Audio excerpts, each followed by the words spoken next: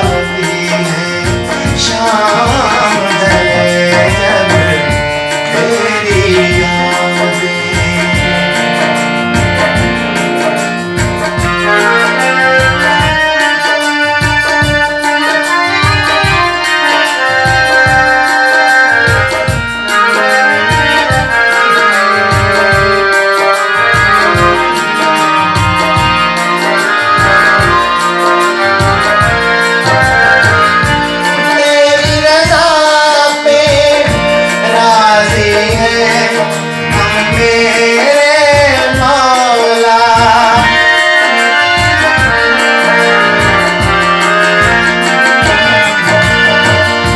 तेरी रज़ा पे राज़ी हैं हम मेरे मौला। बिखरी सुबह हर दम मुझे तो समझाती है, शाम ढले जब तेरी यादें।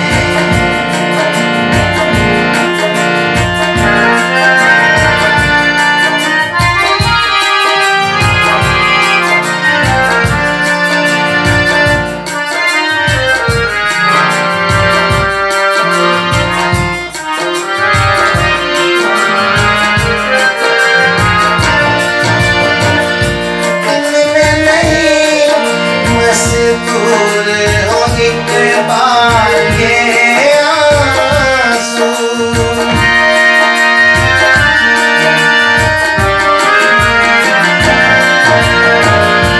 इनमें नहीं मस्तूर हो इकबाल ये आंसू।